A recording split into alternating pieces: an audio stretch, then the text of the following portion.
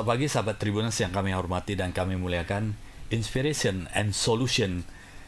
Pagi hari ini kita akan membahas sesuatu yang sangat menarik di bidang bisnis ya. Bagaimana peluang dan tantangan perusahaan TBK.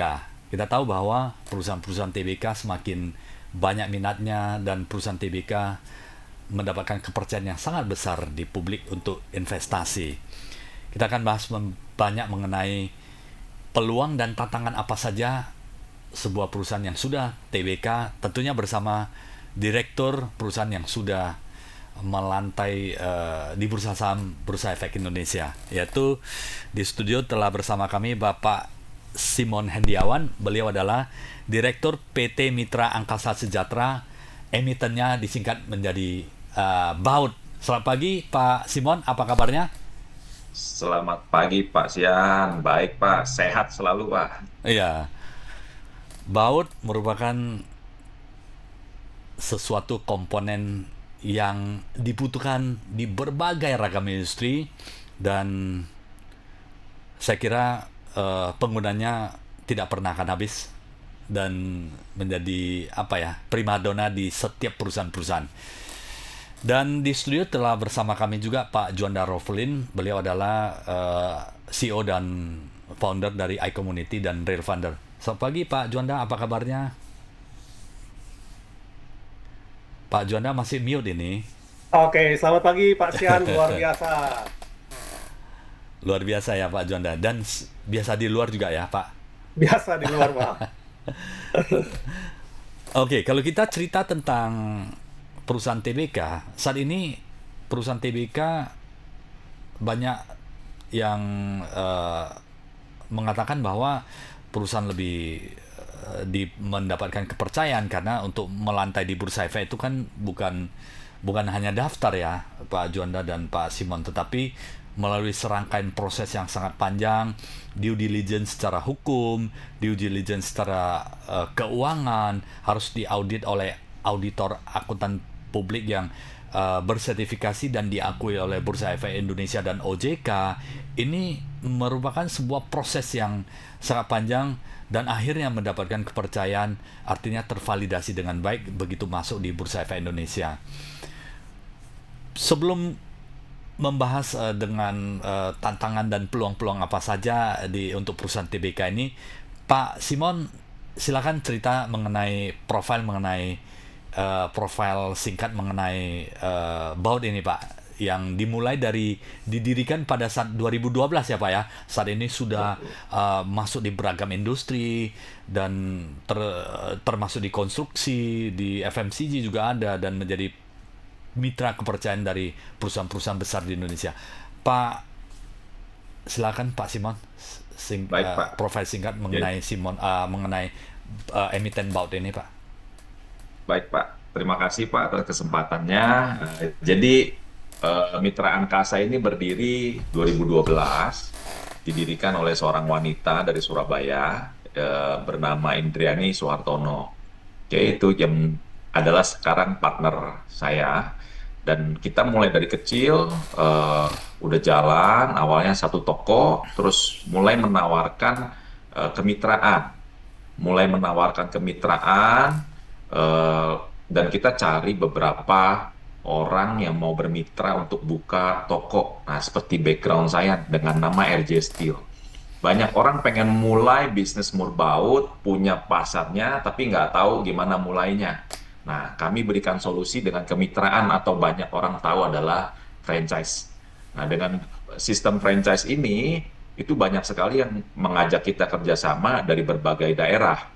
Nah, dari berbagai daerah itu mereka berinvestasi, siapkan tempat, kita bantu mereka setting toko sampai dengan buka, bahkan pendampingan secara berkelanjutan, mentraining orang-orang mereka, setting bagaimana approach customer, itu semua kita bantu supaya kita pastikan setiap mitra kita berhasil ya. Nah, ya sebenarnya seperti bisnis awalnya kita juga nggak menyangka bahwa bisa sebesar ini, juga nggak pernah menyangka akan melantai di bursa saham. Ya menurut saya ini juga anugerah ya, anugerah sampai bisa melantai di bursa. Jadi Buat teman-teman yang melihat video ini, juga jangan berkecil hati kalau masih mulai bisnisnya kecil. Kita juga mulainya dari kecil kok. Cuma satu toko di Sidoarjo dulu. Nah, sekarang kita ada di mana-mana, yang kita kelola sendiri ada 7, mitra kita, mitra dan franchise ada 15. Jadi total ada 22 di seluruh Indonesia. Luar biasa. Dan semua baut ini diproduksi oleh sendiri atau bagaimana, Pak? Terus terang kita mix ya. Kita mix, banyak orang itu anti import atau to extreme import. Kalau kita sebenarnya mulainya awalnya adalah produksi. Cuma juga tidak bisa menutup mata bahwa produk-produk di Indonesia masih terbatas. Nah, sedangkan opportunity masih luas. Contoh sekarang ada beberapa kontraktor datangnya dari Cina, dari Jepang, dari Eropa, dari Taiwan. Mereka kadang-kadang terbiasa dengan murbaut yang ada di negara masing-masing. Ketika mereka masuk ke Indonesia, mereka mau pakai dengan spek bentuk seperti yang mereka biasa pakai di negaranya. Nah, otomatis kita untuk memenuhi kebutuhan mereka, kita juga mulai import.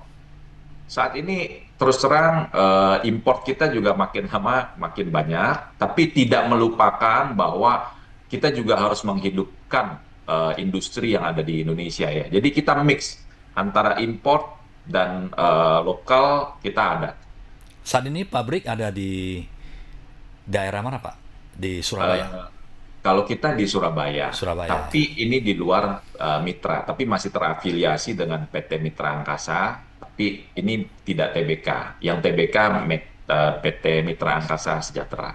Yang menjadi pengelola daripada franchise ini, Pak ya. Betul. Dan kita juga banyak ambil dari pabrik-pabrik lokal kok. Kalau dibilang banyak, enggak lah, bisa dihitung pakai jari. Karena pabrik-pabrik yang besar masih sedikit di Indonesia. Oke. Ini menarik, Pak. Biasanya kalau buka toko ya jual elektronik, handphone, baju. Ini jualan baut, Pak. Apa yang menjadi awal inspirasi dari Pak Simon bersama Bu Indriani ya, itu memulai dari bisnis ini sehingga melihat peluang bisnis ini bisa dibuat seperti franchise, dan rencana berapa franchise di seluruh Indonesia, Pak? Kita masih terus berkembang, Pak. Jadi gini, Pak, sejarahnya gimana? Saya suka baca buku ya, Pak ya. Kalau lihat perkembangan negara-negara maju, mau di Amerika, mau di Eropa, untuk mereka drive kemajuan ekonominya, biasanya mereka akan drive dengan pembangunan infrastruktur, Pak. Nah, pembangunan infrastruktur ini, mau bangun rel kereta, pasti pakai murbaut. Mau bangun jembatan, pasti mau pakai murbaut. Mau bangun tower listrik, pakai murbaut. Bangun tower BTS telekomunikasi, pakai murbaut. Jadi semua negara yang mau maju, biasanya mereka, pemerintahnya gerakan ekonominya dengan cara adalah memajukan infrastrukturnya. Begitu infrastruktur maju, industri manufaktur juga maju. Contoh industri FMCG. Kami juga banyak mensuplai perusahaan-perusahaan FMCG seperti Jarum, Wilmar. Mereka itu bukan menjual baut secara direct, tapi mesin-mesin yang mereka pakai itu wajib maintenance dalam waktu tertentu, let's say 2-3 bulan sekali harus diganti. Nah, kami juga supply ke sana. Ada juga yang produknya menggunakan murbaut. Contohnya misalnya seperti furniture. Furniture ini nggak mungkin bisa berdiri kalau nggak ada murbautnya. Oke, ataupun elektronik, atau kompor, TV, itu semua pakai murbaut. Cuma kebanyakan orang nggak sadar. Kenapa? Karena produk kita murbaut ini ngumpet, Pak. Ngumpet. Padahal ada di mana-mana. Ada di mana-mana. Nah, yang paling saat ini mungkin sejak pemerintahan Jokowi yang sangat agresif, dua hal, infrastruktur dan hilirisasi. Hilirisasi ini juga sangat membantu kami juga untuk bisa berkembang lebih luas. Karena banyak pembangunan smelter di daerah-daerah tambang itu membutuhkan banyak sekali murbaut, Pak. Jadi kita ngelihat Kalau negara mau maju, pasti harus membangun. Kalau sudah dibangun infrastrukturnya, industrinya, manufakturnya akan maju. Ini semua pasti butuh murbaut, Pak. Jadi Kita ngeliat opportunity itu dan kita beranikan diri untuk masuk ke market itu, Pak. Jadi kedepannya melihat potensi kebutuhan murbaut yang dari berbagai sisi, dari industri sampai kepada infrastruktur yang membutuhkan dan jangka sangat panjang sekali, itulah yang menjadi awal men-trigger Bapak untuk menjadi distribusi murbaut ini ke seluruh Indonesia dan ada pabriknya ya Pak ya. Ini saat ini sudah ada 7 ya Pak ya, di Indonesia. Yang kita kelola sendiri di bawah anak usaha PT Rantai Jaringan Sukses itu ada 7, Pak. Oke, Jadi setelah IPO kan ditanyakan, pada saat IPO nih dana mau digunakan untuk apa? oke, Nah, kami berfokus untuk membuka, karena kami melihat kami di luar pulau udah banyak dengan mitra, sedangkan di Pulau Jawa yang pangsa pasarnya besar masih sedikit. oke, oke. Akhirnya kami buka sendiri. Kami buka sendiri di 7 lokasi, eh, 4 ada di Jawa Timur, 3 itu ada di Semarang, Solo, sama Jogja. Oke, oke. Dan rencana seberapa jumlahnya Pak nanti 2 tahun kemudian? Wah, langsung ditanyakan planning 2 tahun ke depan ya. Kira-kira Pak, kira-kira. Oke, terus terang kami lagi eh, discuss dengan partner atau partner kami yang dari luar negeri. Mereka sangat tertarik untuk investasi di Indonesia. Eh, Ya ini sebenarnya agak rahasia ya, tapi saya buka aja lah untuk Tribun. Jadi planningnya adalah kita akan buka 20 sampai 25 outlet dalam waktu persis 2 tahun ke depan. Bisa dikatakan sebulan buka satu, Pak. Oh, luar biasa Pak. Sebulan akan buka satu, Pak. Luar Gitu. biasa. Ya, bantu doa supaya bisa terwujud ya, Pak ya.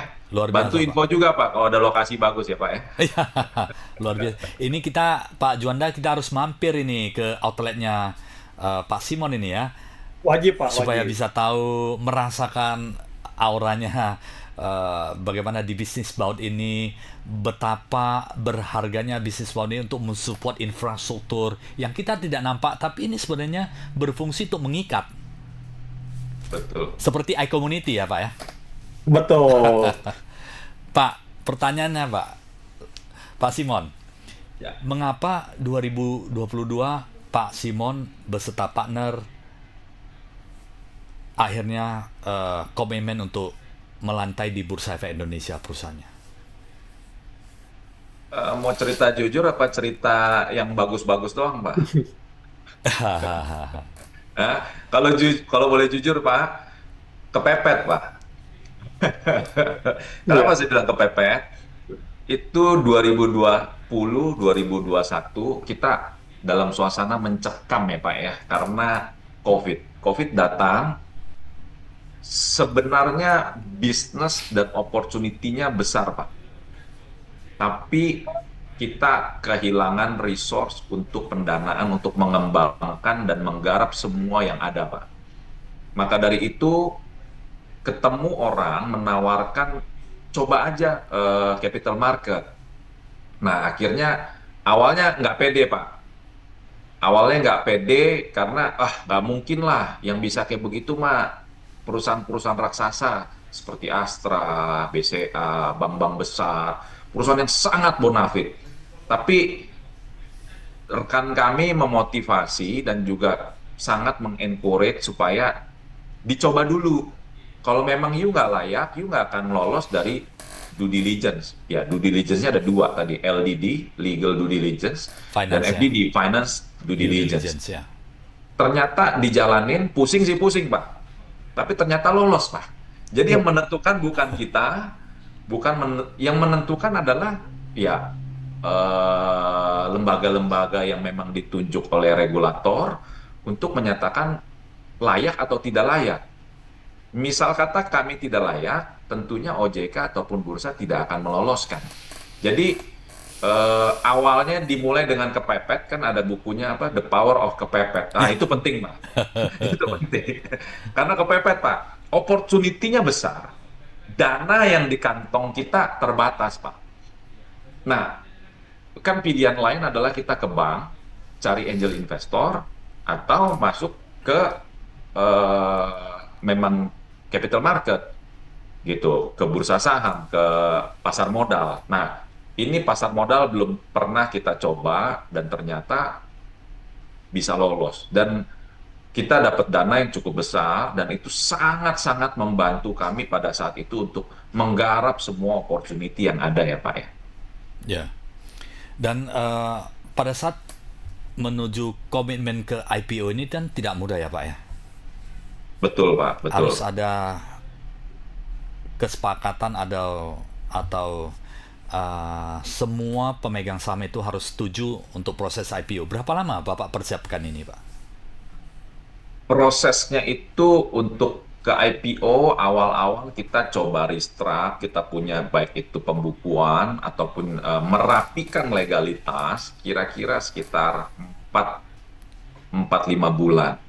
Lalu kami masuk proses LDD, FDD juga itu nggak boleh lebih dari 6 bulan kan untuk proses itu karena ada memang proses untuk masuk dari Reg 1 sampai dengan Reg 3 sampai dapat approval dari OJK itu maksimal 6 bulan. Kalau lewat dari 6 bulan itu ulang sekali lagi bayar dari awal lagi. Ya, jadi kalau bisa dikatakan dari pertama kami putuskan mau IPO sampai benar-benar jadi IPO kita kurang lebih 10-11 bulan, Pak. Persiapannya ya Pak ya. Ya, Dan tentunya energi, kemudian konsentrasi persiapan tim juga. Oke, saya ke Pak Juanda sedikit. Pak Juanda, kalau untuk IPO nih sebaiknya prepare waktunya menurut Pak Juanda seperti yang bagusnya berapa lama? Ya, seperti tadi Pak Simon bilang kan ya, jadi kurang lebih memang di range-nya 10, 11, 12 bulan seperti itu Pak. Cuma memang untuk para pengusaha yang mau IPO memang sebaiknya kita ada tahap-tahapnya Pak. Jadi ada tahap pre-IPO dan kemudian baru masuk ke tahap IPO gitu. Jadi supaya jangan kaget gitu ya. Karena seperti tadi dibilang ada tahapnya harus bener nggak nih tadi FDD-nya ya, finansialnya perlu di restructure atau enggak, legalnya seperti apa dan lain-lain gitu. Nah jadi kita biasa membagi dua tahap tuh Pak, pre-IPO dan IPO-nya gitu. Nah, tadi IPO sudah dijelaskan oleh Pak Simon ya dari regulatornya 6 bulan harus sudah bagus tuh, udah siap lanjut lagi. Kalau nggak harus ulang lagi dari awal. Nah, Harus supaya itu nggak kejadian, makanya harusnya dibenerinnya di tahap pre-IPO tadi, Pak. Seperti di scanning terhadap apa dulu ya proses-prosesnya dan kelengkapan dokumennya betul. dulu ya Pak ya. Sehingga nggak perlu ada pengulangan lagi gitu. Jadi 6 bulan udah lancar lah seperti itu. Top. Jadi berhasil ya, eh, Mitra Angkasa dalam 6 bulan berhasil menyelesaikannya ya Pak ya. ya puji Tuhan Pak. Jadi ya untuk teman-teman yang memang mau mau melangkah ke IPO, memang dari awal diusahakan rapi.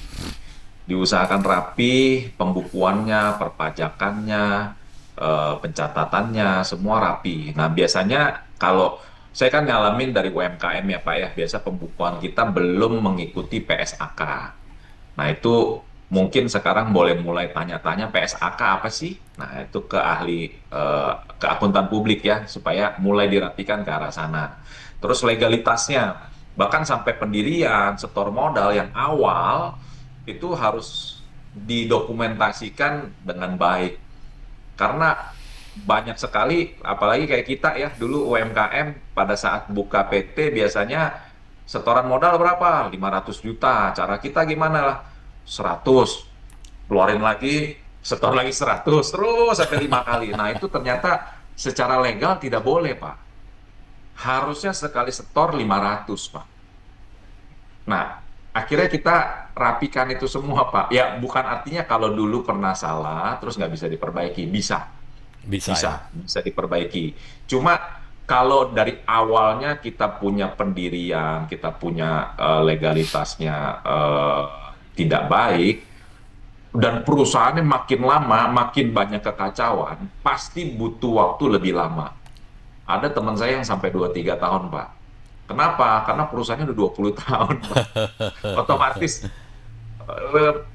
PR-nya ditumpuk-tumpuk-tumpuk-tumpuk, akhirnya harus diberesin juga makin banyak. Kan sama aja seperti rumah, makin lama makin banyak yang harus direnovasi ya Pak ya. Perusahaan juga begitu. Ketika kita mau IPO, kita anggap kita renovasi dulu sebelum benar-benar kita melantai di lantai bursa gitu Pak. Kuncinya adalah kerapian ya Pak ya. Kerapian dari awal pembukuan termasuk dokumen-dokumen yang mendukung legal perusahaan itu harus rapi dari awal supaya proses IPO itu pendaftarannya dalam 6 bulan itu terlaksana dengan lancar. Betul ya Betul Pak ya? sekali Pak. Dan Pak, tantangan apa saja selain processing itu tim bagaimana Pak persiapannya? Sumber daya manusia perusahaan.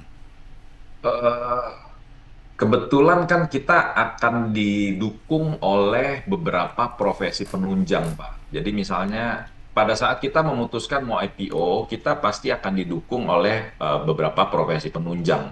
Jadi misalnya KAP, nah KAP ini disupport, perlu support lagi misalnya seperti KJPP untuk mengappraisal semua aset-aset kita. Mereka juga akan merapikan ulang pembukuan kita. Terus ada lagi namanya konsultan hukum. Konsultan hukum itu akan lihat antara di buku, misalnya asetnya apa, oh dokumennya apa aja, udah benar apa belum. Terus KBLI-nya cocok atau tidak cocok, NIB-nya. Nah, kemarin kita sempat agak lama karena STPW. STPW itu waralaba ya yang dikeluarkan, sertifikat waralaba yang surat tanda pemegang waralaba STPW. Itu dikeluarkan dari Kementerian Perdagangan, sertifikatnya belum muncul. Lagi COVID lagi. Waduh, kementerian tutup. Waduh, itu agak-agak sempet ya. Nah, tapi untungnya kami dibantu juga oleh konsultan hukum untuk mengurus itu. Jadi nggak usah khawatir, nggak harus merasa harus paling ngerti semua. Kita dibantu oleh para profesi penunjang. Memang mereka juga nggak bisa kerja dengan baik kalau kita nggak provide dokumen yang tepat. Jadi eh, ya kita akan dibantu oleh memang ahlinya gitu loh. Sekalian kita merapikan, tapi juga dibantu sama mereka yang mensupport kita. Nah, penting untuk tunjuk profesi penunjang yang tepat, yang cocok sama kita. Karena kadang-kadang biasanya suka ada yang maunya dia sendiri, padahal itu bisa didiskusikan atau belum tentu seperti yang dia pikir. Padahal aturannya kan kadang-kadang kita bisa menginterpretasikannya berbeda-beda ya Pak ya. Gitu. Dan untuk apa Pak, penjamin emisi di dalam IPO kan ada penjamin emisi juga ya Pak ya? Betul, betul. Ya, penjamin emisi juga sangat penting karena mereka yang akan menuliskan prospektus kita ya, membantu kita membuat prospektus. Jadi pada saat kita mau IPO, mereka akan bikin prospektus, juga mereka juga yang akan bantu kita cari buyer. Karena kan kita nggak tahu nih ketika saham kita lepas ke pasar saham siapa yang beli. Nah, penjamin emisi yang membantu kita untuk cari buyer-buyer di awal ya. Karena pasti kita kalau masih awal nggak ngerti, nah penjamin emisi akan bantu kita untuk lebih mengenal pasar modal. Dan mengukur ya seberapa nilai harga saham yang acceptable oleh investor ya Pak ya. Betul, betul, betul, betul sekali. Setelah IPO, apa yang Pak Simon merasa ini adalah sebuah langkah yang tepat? Apakah ini langkah yang tepat Pak? Di awal sekali kita merasa sangat tepat, Pak. Kenapa? Karena orang melihat berbeda ya, Pak ya. Oh, begitu lihat kartu nama ada TBK-nya. Wah, bangga Keren, sekali, keren Pak. Pak ya. Ya, belum lagi kita terima uang banyak, Pak. Artinya kita banyak peluru untuk kita expand bisnis, Pak. Orang akan lihat, oh, ya, namanya bisnis, senjata utamanya biasanya kan modal, Pak. Ya, dengan ada modal, otomatis kita ruang bergeraknya lebih luas. Kedua, orang lihat perusahaan kita lebih bonafit, sehingga untuk masuk perusahaan-perusahaan besar lebih mudah, Pak. Nah, cuma kadang sekarang hampir semua orang pegang handphone sejak bisa online trading ya. Semua orang pegang handphone. Begitu ditanya PT, terus lihat ada TBK-nya. Dia lihat nih harga sahamnya berapa. Kalau lagi harga turun, dia bisa marah. Oh, saya ada saham kamu nih, kenapa harga turun gitu. Padahal nothing to do dengan kita sebenarnya Itu ya. kan Cuma saya jadi belajar, Pak. Jadi iya, iya. belajar bahwa penting juga after IPO-nya, Pak. Jadi tadi kita bicara banyak pre-IPO, IPO mah cuma sehari aja Pak pencet per. Tapi yang juga nggak kalah penting adalah post IPO Pak. Supaya apa? Supaya orang nggak look down. Supaya orang juga lihat bahwa ini perusahaan bonafit. Kan ada grup-grup konglomerasi tertentu yang memang sudah prepare untuk maintain after IPO-nya. Nah, kami waktu kemarin IPO kelolosan, maklum lah masih polos ya Pak ya. Masih polos, kita masuk hutan belantara yang ini dunia baru, tapi 3-4 tahun ini akhirnya menemukan jalan yang lebih benar. Termasuk ketemu sama Pak Juanda ini juga kan investor, juga konsultan IPO. Jadi banyak tukar pikiran, akhirnya kita menuju jalan yang lebih benar, Pak. Gitu. Jadi ini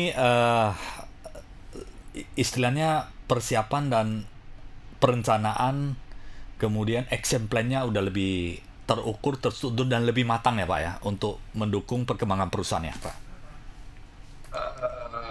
Kita kalau dalam perihal kita Baut tidak tidak merencanakan exit, Pak. Memang banyak orang IPO untuk exit, Pak. Iya.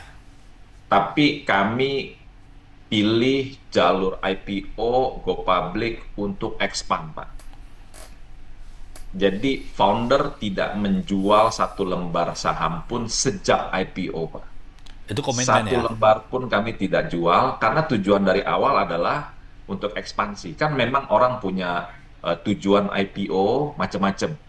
Ada yang supaya lebih rapi, ada Iya. yang mau bagi warisan, Iya. ada yang memang cuma mau tahu seberapa sih nilai perusahaan saya. Nah, tapi kalau kami memang tujuan utamanya awalnya sampai dengan sekarang masih sama adalah untuk ekspansi bisnis, Pak. Top. Kebetulan begitu. Komitmen menjalankan bisnis menjadi lebih besar ke depannya ya Pak. Pak Simon, Betul. berapa persen saham yang untuk publik saat ini? 30, Pak. 30 ya. Dari awal sampai sekarang tetap ada di 30, tidak bertambah, tidak berkurang. Masih masih masih pemegang saham majority ya Pak ya. Artinya 30% yang di publik ya Pak ya. Ya. Betul. Betul. Kami masih pegang 70%, publik masyarakat pegang 30%. Benefitnya apa setelah IPO Pak? Ya tadi seperti saya bilang, profil perusahaan jadi lebih bonafit, sehingga kita bisa lebih mudah masuk perusahaan-perusahaan besar. Orang misalnya kita minta DP, itu udah percaya aja, udah DP aja dulu gitu ya. Ya. Ada orang DP 200 juta, 2 miliar, 3 miliar. Masa TBK nipu? Tapi kalau kita masih belum TBK, mungkin orang kan pikir-pikir ya, barang belum ada masa mau DP gitu ya. Nah, dengan kita sudah TBK lebih bonafit. Dan Nah, kepercayaan ya Pak memang ya. kami sebenarnya bisa ada manfaat lain, misalnya dari kita melepas saham founder, tapi kita belum ambil langkah tersebut. Belum juga kita sebenarnya ada lagi untuk ekspansi lebih lanjut adalah kita bisa lakukan corporate action dengan misalnya right issue atau keluarkan bond. Nah ini kita belum, tapi udah mulai direncanakan. Misalnya kita mau lagi rencana, lagi discuss untuk akuisisi. Ya akuisisi masih dirahasiakan karena belum boleh dipublish, gitu ya. Nanti kita akan coba ada corporate action. Nah ini nggak bisa dilakukan kalau perusahaannya belum TBK, Pak. Nah kalau teman saya bilang di dunia ini hanya ada dua lembaga yang bisa cetak uang. Satu Bank Indonesia, cetak uang kertas, kartal. Satunya lagi PT-PT TBK, Pak. Mereka bisa keluarkan saham baru. Saham baru kan sama dengan uang ya, Pak ya. Iya, iya. Gitu, Pak. Asalkan yang penting adalah mendapatkan trust dari para investor ya Pak ya. Persis, Pak. Komitmen dan kemudian kita harus benar-benar menjaga amanah oleh para investor, artinya komitmen, kemudian owner juga tidak exit dan kemudian melihat perkembangan perusahaan ya Pak ya. Pak Betul, Juanda, Pak. benefit-benefit IPO sepertinya sangat banyak sekali ya Pak Juanda ya. Kita lihat bahwa Betul, betul. kepercayaan dan kemudian berikan DP juga mungkin udah tidak lihat itu seperti apa, tanya teman-teman lagi udah TBK ya udah listed, kemudian sudah LDD dan FDD sudah pas semuanya itu ya, level of trust itu udah titik teratas. Pak Juana, Ya, benefit apa lagi ya yang Bapak melihat ya, perusahaan TBK itu? ya, kalau kalau dilihat dari benefitnya pasti akan lebih banyak benefitnya dari kekurangannya gitu ya. Kalau kekurangannya paling menjadi lebih repot aja karena setiap itu harus laporan kan. Harus sebenarnya laporan juga sudah wajib gitu ya di audit walaupun perusahaan TBK ataupun tidak TBK gitu. Tapi kan yang harus dilakukan tambahan adalah melakukan misalnya public expose gitu ya.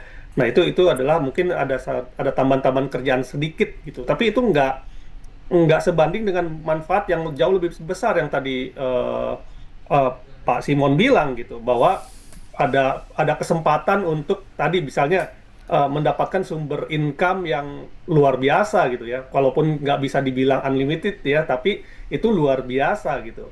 Nah, terus juga tadi misalnya masalah pajak, masalah tadi kepercayaan orang, terus juga lebih banyak adalah investor-investor trust-nya itu lebih dapet sih Pak, kayak Iya. gitu.